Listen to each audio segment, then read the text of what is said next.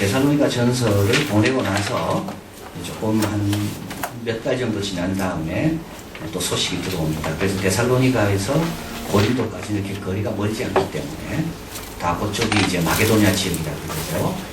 그래서 데살로니가에서 피신해서 아덴으로 갔다가 아덴에서 이제 고린도에 와서 1년 8개월, 1년 6개월, 18개월을 이제 사역하는 가운데 데살로니가 소식을 듣고 편지를 보낸 게 데살로니가 전서고, 몇 달 있다가 또 소식을 듣고 보낸 것이 데살로니가 후서입니다. 그래서 이제 데살로니가 전서를 보내고 또 소식이 오는데 뭐냐니까 무슨 소식이냐면 핍박이 강해졌다. 그리고 거짓 교사들이 계속 미혹한다. 주의 날이 이미 이르렀다. 그리고 규모 없는 자들이, 사도 바울이 규모 없이 행하지 마라 그랬는데 정신을 차리지 않고 계속 규모 없이 남의 일에 간섭하며 일도 안 하고 그러고 있습니다. 그래서 사도 바울이 이제 일하기 싫으면 먹지도 말라. 이제 이런 강한 이제 표현을 쓰면서 데살로니가 후서를 이제 또 보내게 된 겁니다. 그래서 데살로니가 전서에는 많은 부분이 이제 사도 바울의 변명, 왜 사도 바울은 갑자기 저렇게 도망갔다가 다시 오지도 않고 이런가. 그러나 이제 데살로니가 후서는 변명은 필요 없는 거죠. 이미 이야기했기 때문에. 그러나 그 전서와 후서 사이에 있는 또 새로운 일들, 또 변함없이 여전히 좀 고쳐야 될 일들, 이제 그런 것들을 지적하고 다루기 위해서 데살로니가 후서를 이제 적게 됩니다. 그래서 바울과 실로아노와 디모데는 1절 이렇게 말하죠. 데살로니가 교회를 세운 자들이고 지금 고린도에 있습니다.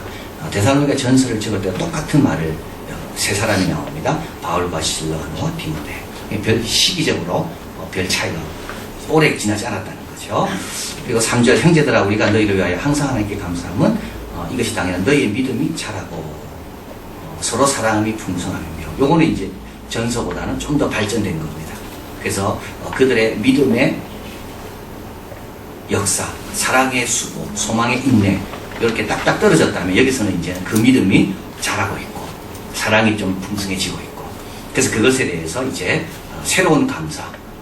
그래서 데살로니가 전서 때도 감사했지만 더욱더 감사한 것은 너희들이 하고 있는 것들을 더 열심히 잘하고 있더라. 그래서 하고 있는 사람을 와보니까 더 열심히 하고 있더라. 그래서 이한교회 왔을 때 그때 하던 분이 또 하고 있네요. 굉장한 칭찬인 겁니다. 찬양팀 그때 수요일날 섰는데 그분들이 5년 뒤에 또 찬양팀 쓰고 있네요. 굉장한 칭찬입니다. 그래서 우리는 이렇게 생각하잖아요. 뭔가 새로운 게 바뀌어야지 뭐 칭찬인 것 같지만 그것도 좋습니다. 그러나 하던 사람이 계속 그 자리를 지키고 하는 거는요, 그 굉장한 칭찬입니다. 그래서 데살로니가 교회는 믿음이 좋았는데 그 믿음이 지금 어떻게 됩니까? 계속 그 믿음이 자라고 있는 겁니다. 그리고 서로 사랑하다 그랬는데 사랑이 점점 더 풍성해지고 있습니다. 이거는 이미 하고 있는 것들을 그 자리에서 더 잘 감당하고 있다. 더 깊게. 이것은 굉장한 칭찬이고 자랑입니다. 자, 그리고 4절에 보면 너희의 모든 참는 모든 핍박 환난 중에 너희 인내와 믿음을 인하여 하나님의 여러 교회 우리가 친히 자랑합니다.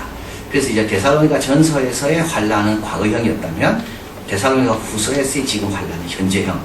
지금 잘 참고 있다. 과거는요, 참았구나, 잘했다. 그다음에 데살로니가 후서는요, 지금 너희들이 참고 있다고 들었는데 정말 잘하고 있다. 칭찬하는 내용이죠. 그리고 하나님의 교회에 우리가 친히 다 자랑한다.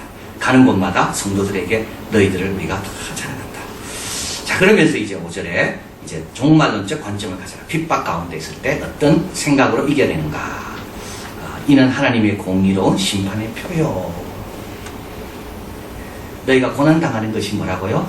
이게 나중에 하나님이 심판할 때 그게 표식이라는 겁니다. 이렇게 수고했구나. 교회를 하다가 받는 여러 가지 어려움들이 있죠. 힘든 것들, 이런 것들은 다 뭡니까? 나중에 하나님께서 상 주실 때 내놓을 수 있는 제일 확실한 증거라는 겁니다. 교회 하다 좀 다쳤습니까? 얼마나 자랑스러운 증거인지 몰라요. 그게 표라는 거예요. 그게 표. 남으로부터 상처받았습니까? 남에게는 또 그게 뭐가 표가 됩니까? 하나님의 심판의 표가 됩니다. 그래서 하나님께서 심판하실 때 뭘 증거를 갖고 심판하시는데 그 증거가 뭐냐면 성도들이 받은 고난이다. 그래서 그 고난 받은 거는 어떻게 됩니까? 나중에 하나님께 가져갈 좋은 증거가 되기 때문에 하나님의 공의의 심판 앞에서 아주 중요한 요소다. 그래서 너무 억울해하지 마라. 이런 내용이죠. 또 하나님 나라에 합당한 자로 여기심을 얻게 하려고 하나님 나라에 합당한 자로 여기심을 받으려면 어떻게 됩니까? 우린 자꾸 성화돼야 됩니다. 성화되려면 어떻게 돼야 될까요? 여러 가지 연단이 있어야지 성화가 됩니다. 인내는 언제 배웁니까? 힘들 때 인내를 배우거든요. 믿음은 언제 배웁니까? 뭐가 막막할 때 배우거든요. 그래서 하나님 나라에 합당한 자가 되려면 어떻게 돼요? 우리는 은혜로 그 나라에 들어가지만 그 나라에 합당한 자는 아닙니다. 그 나라에 합당한 시민은 안 됩니다. 그 나라를 위해서 우리가 세금 낸 것도 없고 그 나라 건설에 우리가 뭘 바친 것도 없거든요. 누군가 굉장히 수고해가지고 그 나라를 위해서 헌신한 사람들이 있는 것에 비하면 우리는 그냥 공짜로 그 나라 들어간 겁니다. 그래서 그 레피지들, 그 난민들이 영국으로 오고 뭐 덴마크로 가고 독일로 가잖아요. 거기는 모든 혜택을 다 누리는 거예요. 그 사람들은. 그 사람들 조상도 그렇고 그 사람도 그렇고 그 독일을 위해서 한 게 하나도 없는 거죠. 그러나 뭡니까? 앞에 해놓은 모든 혜택은 동일하게 다 누리는 겁니다. 영국도 가서 들어보니까 그렇더라고요. 난민이 오잖아요. 그럼 이 사람이 난민으로 받을 거냐 안 받을 거냐가 한 2년 정도 걸린대요. 심사하는데. 심사하는 기간 동안도 먹을 거 주고 다 재워주고 집도 주고 아이들 있으면 공부도 시킨다는 겁니다. 우리가 하나님 나라 들어간 또 마찬가지입니다. 우리는 한 거 하나도 없는데 하나님 나라 백성이 되고 시민권을 얻은 겁니다. 그러면요, 우리 하나님은 그 나라에 합당한 자로 되기 위해서 그 나라를 위해 수고도 하게 하시고 고난도 받게 하게 하시고 그 나라에 있는 수많은 사람들 같은 그와 같은 연단을 다 거치는 믿음의 종들이 다 되게 하신다는 거예요. 그래서 고난이라는 것은 뭐냐 하면 하나님 나라에 합당한 자로 여기심을 얻게 하기 위해서 하나님께서 의도적으로 계획을 갖고 우리에게 이번에는 이거 다음에는 저거 이런 시험거리를 주신다는 거예요. 그래서 이런 것이 오면 어떻게 됩니까? 우리는 하나도 잃어버리는 거 없다 생각하고 나도 이제 하나님 나라에 합당한 자로 여김을 받구나. 내가 그동안 은혜로 갔지만 그러나 그 나라를 위해서 나도 뭔가를 하도록 하나님께서 나를 사용하시는구나. 감사하게 되는 거예요. 감사하게 되는 거예요. 그래서 여기 보면 인내를 개발하는 수단이 된다. 그죠? 믿음과 사랑, 이런 연단, 고난은 성화의 수단이 되고 그리고 여러 가지 하나님 원하시는 인내를 개발하는 수단이 됩니다. 6절 7절 같이 읽겠습니다. 너희로 환난 받게 하시는 자들에게는 환난으로 갚으시고 환난 받는 너희에게는 우리와 함께 안식으로 갚으시는 것이 하나님의 공이시니 다 갚아주신다. 갚는다는 말을 2번이나 강조합니다. 다 갚아주신다. 하나님 나라를 위하여 교회를 위하여 수고한 거 다 갚아주신다. 그래서 여러분 하나님 갚아주실 때 어떻게 갚겠습니까? 우리도요 좀 괜찮은 사람은 더 갚아주거든요. 1대1로 안 갚습니다. 하나님은요 더 하십니다. 너무 넉넉하게 갚아주시는 겁니다. 이게 하나님의 공이라는 겁니다. 그래서 환난 당할 때 우리는 뭡니까? 하나님께 뭐 구워준다 생각하고 오히려 감사하게 여기면 됩니다. 하나님께서 어떻게 갚으실지 기대가 된다. 하나님께서 우리 가정을, 우리 자녀들을 어떻게 갚으실지, 우리 교회를 어떻게 갚으실지. 자, 그리고 또 7절에 보니까 주 예수께서 저의 능력과 천사들과 함께 하늘로부터 불꽃 중에 나타나실 때, 이제 불꽃은 하나님의 심판을 말하고, 여기 힘 있는 천사는, 이게 능력의 천사는 아주 힘 있는, 권세 있는 천사들. 그래서 예수님께서 그들을 대동하고 이제 재림하신다는 겁니다. 8절, 9절 같이 읽어봅니다. 하나님을 모르는 자들과 우리 주 예수의 복음을 복종치 않는 자들에게 형벌을 주시니 이런 자들이 주의 얼굴과 그의 힘의 영광을 떠나 영원한 멸망의 형벌을 받으리로다. 여기 두 종류가 나오죠. 하나는 하나님을 모르는 자들입니다. 또 하나는요, 복음을 복종치 않는 자들입니다. 하나님을 모르는 자들 위해서 우리는 열심히 전도해야 됩니다. 그러나 복음을 복종치 않는 자들은요, 아무리 전도해도 안 믿는 사람들이죠. 둘 다 심판받습니다. 좀 이상하죠? 복종치 않는 자를 심판받는 건 이해가 되는데 하나님 모르는 자를 심판받는 건 좀 이해가 안 되죠. 이렇게 생각하시면 됩니다. 우리가 복받은 거라고. 원래 모두가 다 어떻게 됩니까? 다 심판받아야 될 사람들이에요. 이게 정상입니다. 그런데 하나님께서 우리를 불쌍히 여겨 아들을 보내시고 우리를 특별하게 택하신 겁니다. 택한 바가 천국 가는 게 정상이 아니고요. 원래는 다 죽어야 되는 게 정상이에요. 근데 하나님께서 우리를 구원하신 거예요. 자, 그래서 우리 구원받는 우리는 어떻게 됩니까? 하나님 모르는 자들이 없도록 계속 기도하고 전도하고 또 우리가 못하면 이를 위해 매여있는 자들을 위해서 계속 기도로 동력하고 그리고 또 복음을 복종치 않는 자들 앞에서 어떻게 됩니까? 우리가 물러서지 않고 하나님의 영광을 드러내면서 묵묵하게 선을 행하면 잘 견디는 겁니다. 그리고 주의 얼굴과 그 힘의 영광을 떠나 이제 이것이 지옥입니다.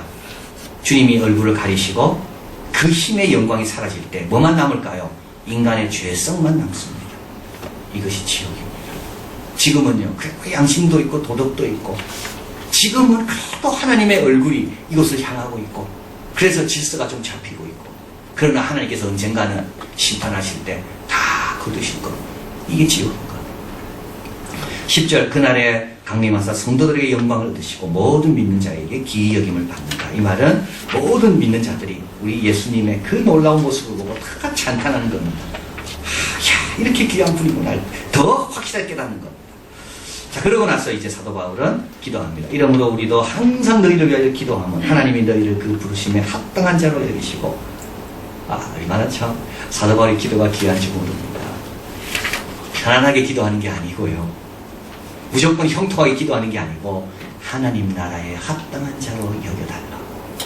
은혜로 그 나라 들어갔지만 그 상태에 그대로 있지 말고 그 나라에 기여하는 그 나라의 자랑이 되고 그 나라의 복이 되는 그런 합당한 자로 여기게 달라고. 그것이 고난이 될 수도 있고요. 그게 핍박이 될 수도 있습니다. 그러나 사도 바울은요. 하나님 나라에 합당한 자가 되게 해달라고 기도하는 거예요. 자, 우리 사도 바울은 이런 면에서 하나님께서 너무 귀하게 보시고 이런 걸 남겨두신 겁니다. 이게 맞는 거니까. 그래서 우리도 하나님의 부르심에 합당한 자가 되게 해달라고 늘 기도해야 되고 또 모든 선을 기뻐하도록 모든 선을 기뻐하도록 그리고 믿음이 좋도록 이 세 가지를 기도합니다. 부르심에 합당한 자 모든 선을 기뻐. 이게 시기하고 질투하는 게 아닙니다. 누가 행하든 선이기 때문에 기뻐하는 것. 그리고요 믿음으로 살아가는 것. 이 세 가지가 다 있도록 기도합니다. 그리고 마지막으로 우리 주 하나님과 예수 그리스도의 은혜대로 우리 주 예수 이름이 너희 가운데 영광을 얻으시고 너희도 그 안에서 영광 얻게 하길 원합니다. 이거는 현재의 의미입니다. 나중에 예수님 영광 받으실 겁니다. 그러나 현재 우리 가운데도 영광 받으십니다. 우리가 어떻게 할 때요? 믿음으로 살아갈 때요. 그분 붙잡고 흔들리지 않고 그분만 바라보고 살아갈 때 그분 영광 받으십니다. 우리는 또 언제 영광 받습니까? 우리는 그분 또 믿음으로 살아가고 선함을 기뻐할 때 우리도 또 영광을 받는 것. 그래서 영광 받는 것은 미래도 있지만 현재도 있다. 그래서 사도 바울은 이렇게 기도하는 겁니다. 너희 가운데서 영광을 얻으시고 너희도 그 안에서 영광을 얻게 하려 함이니라. 부르심에 합당하게 살아가고 모두 선한 걸 기뻐하고 또 믿음의 역사로 능력을 체험하게 될 때 아버지 예수님 영광 받고 우리도 영광 받는 것. 자, 결론. 이것이 당연하면 감사함이 당연합니다. 구원받게 하시고 믿음이 자라게 하시고 미래가 있게 하시니 감사합니다. 여러분, 이게 잘한다는 말은 얼마나 축복인지 모릅니다. 이게 다하면 얼마나 우리가 답답하겠어요. 근데 계속 잘할 수 있다는 건요 정말 감사할 제목입니다. 내가 오늘도 잘할 수 있구나. 내일도 잘할 수가 있구나. 내가 구원받고 잘하고 또 좋은 미래가 기다리고 있고 얼마나 감사한지. 인내가 당연합니다. 주님이 다 갚아주시고 그 가운데 성화되기 때문에 기도함이 당연합니다. 하나님이 붙잡아 주셔야 하기에 어그리시고 거스린 세대 가운데 흠없는 자녀로 하려면 사도 바울 기도하잖아요. 우리가 서로 기도해야 돼요. 뭐 기도 안 하면 어떻게 돼요? 그런 질문을 할 필요가 없어요. 기도해도 하나님 그런 질문을 할 필요가 없어요. 기도하면 되는 거예요. 여러분, 그 질문이 안 생깁니까? 저도 생기더라고요. 사도 바울이 자기를 위해 기도해달라 그랬거든요. 그러면 골로새 교인들이 기도 안 하면 사도 바울은 열매가 없을까요? 에베소 교인 보고도 기도해달라 그러거든요. 그럼 에베소 교인이 기도했으니까 골로새 교인이 기도 안 해도 되겠네요.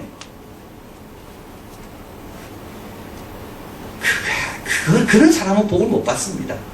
그런 사람은 신앙의 깊은 경지에 못 들어갑니다.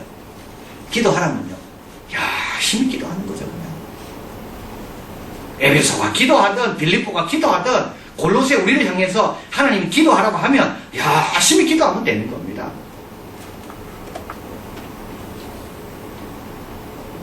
기도함이 당연하다. 그리고 자랑함이 당연하다.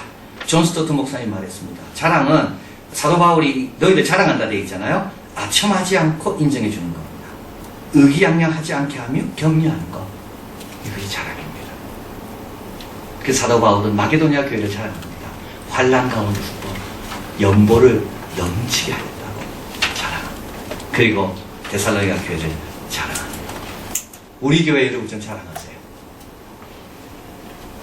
우리 교회도 자랑하세요.